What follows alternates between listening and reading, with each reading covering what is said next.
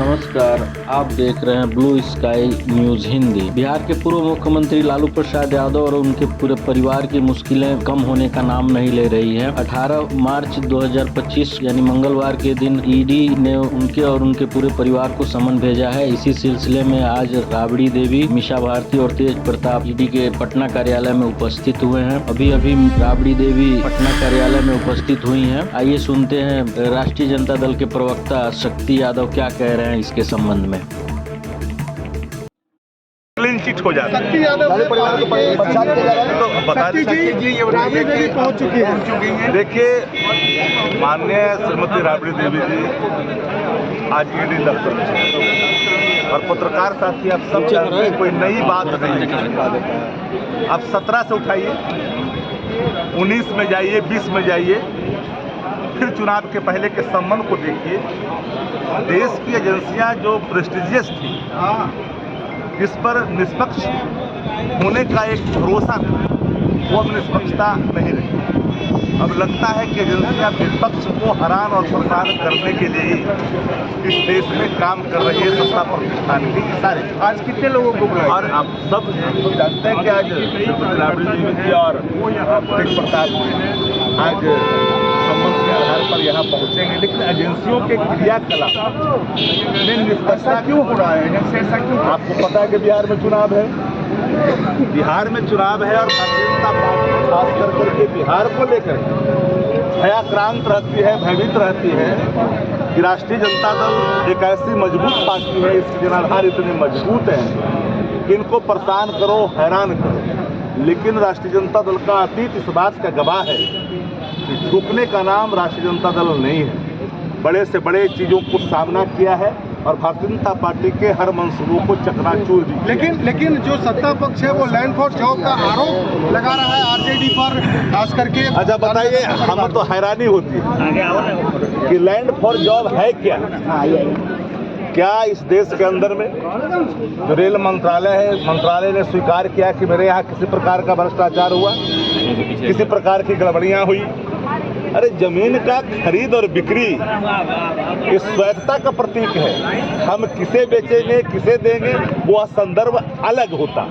लेकिन अगर कोई इसके आधार पर बात बोलता है तो ये पूरी तरह से बनावटी भी है। परिवार के 6 लोगों को इसमें एक्यूज किया गया। देखिए, ये बात तो हमने कहा ना आपको कि इन समनों से राष्ट्रीय जनता दल न कभी झुकी है न कभी डरी है। हमने हर का सहयोग किया है। जांच एजेंसियों के जब भी सम्मन आए हैं, माकूल जवाब दिया है। भी बुलाया गया है और हमने कहा कि आप जिनको बुलाना है बुलाइए ना। आपने 17 में बुलाया, 19 में बुलाया, 20 में बुलाया, 24 में बुलाया, 25 में बुलाया, बुलाइए ना। लेकिन जो निष्पक्षता का जो एक संदर्भ था एजेंसियों का, वो संदर्भ ही समाप्त हो गया है। अब तो ये लगता है कि भारतीय जनता पार्टी के इशारे पर विपक्ष को परेशान करने वाली एक एजेंसी बनकर रह गई है। विधानसभा चुनाव यानी आपको तो हमने बताया। ये सवाल है 17 से जोड़िए, 17 हो, 19 हो, 20 हो, 24 हो या 25 हो, ये लगातार न है जी। तो लगातार है तो इसमें पूरे मामले में मानो कि जांच एजेंसियां एक तरह से विपक्ष के लिए ही बना है और विपक्ष को परेशान करने के लिए बना है।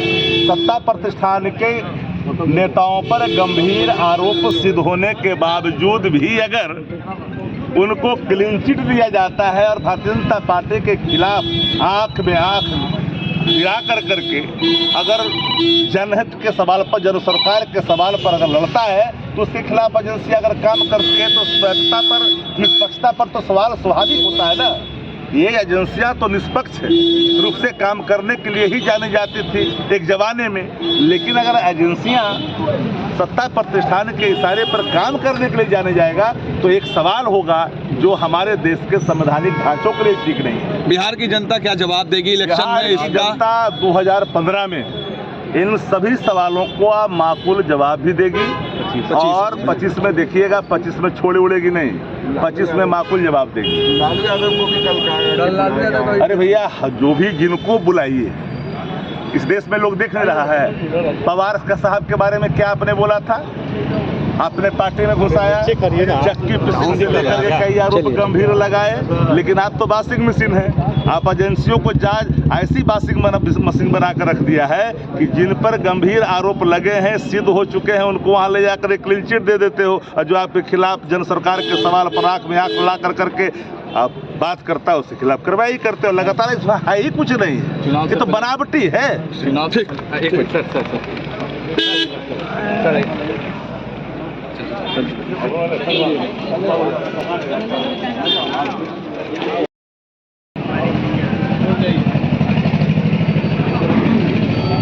राबड़ी देवी को ईडी ने पूछताछ के लिए पटना कार्यालय बुलाया। समाचार के मुख्य प्रत्याशी एक बार फिर से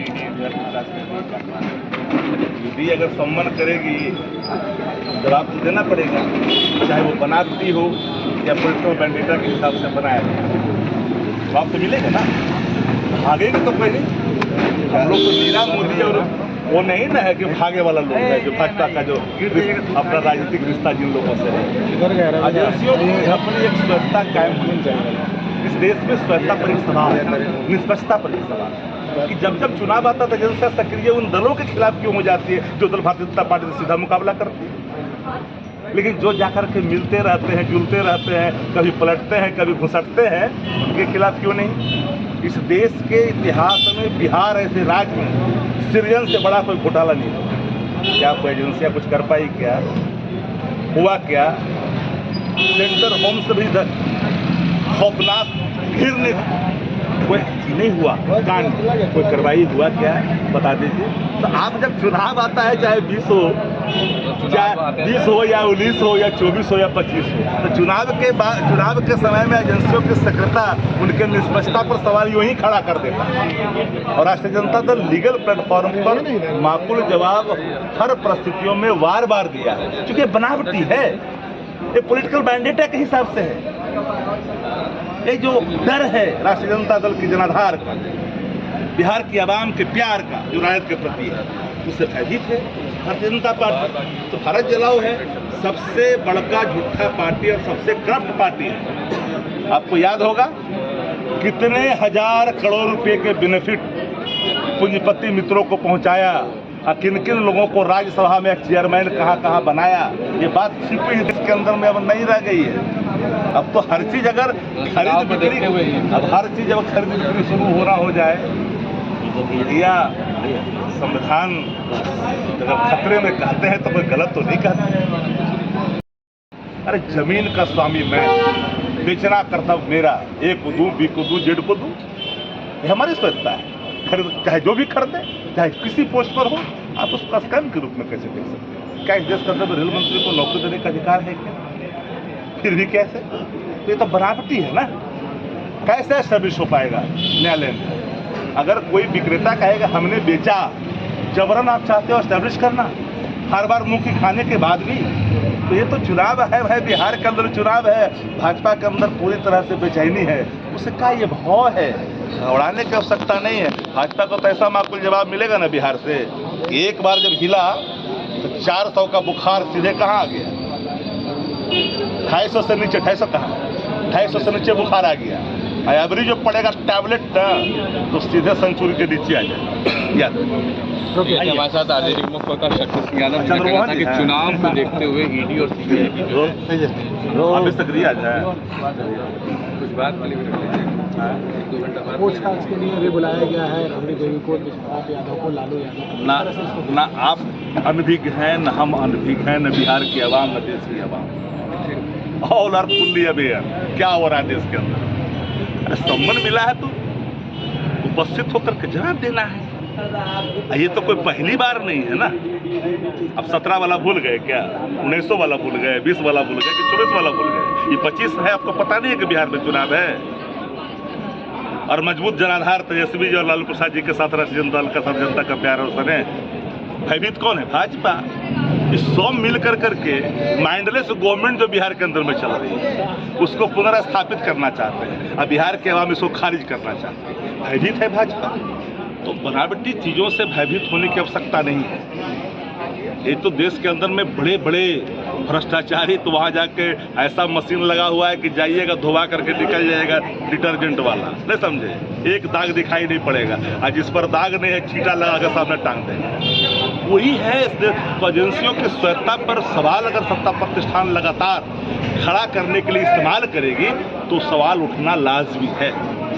क्या लगता है चुनाव आ गया है उसकी वजह से पूछताछ किया जा रहा है बुलाकर? तो हर कोई जानता है कि चुनाव है, सामने चुनाव है, भाजपा बेचैन है। लैंड पर जब क्या है, आप अपना जमीन किसी को बेचते हैं कि नहीं बेचते? हम लोग बेचते हैं कि नहीं बेचते? कौन किसको जमीन, हम किसी को दें, अपना के दें, पराया के दें, रिश्तेदार के दें, समझदार के दें, ये हमारा बेचे का अधिकार तो हम न जानेंगे, किसको देंगे? ये कैसे एस्टेब्लिश कर दो? कोई रूल अगर इस देश के अंदर में है तो बता दो, प्रतिबंधित करने का कि तुम नहीं बेच सकते किसी को। हमको जहां मिलेगा हम बेच देंगे। इस पर कहां स्कैम बनता है? बार बार फिसड्डी साबित होता है प्लेटफार्म पर जाकर करके। जवाब कानूनी तरीके से न कानून का जवाब होता है। भाजपा वाला हालत जबरन खरीद और बिक्री कर करके चीज़ों का स्थापित करने वाली, इससे न्याय प्रणाली पर एक सवाल खड़ा करने की कोशिश भाजपा लगातार करते हैं। हम लोग सब सम्मान करते हैं, सत्य को पराजित नहीं न कर सकते, परेशान कर सकते।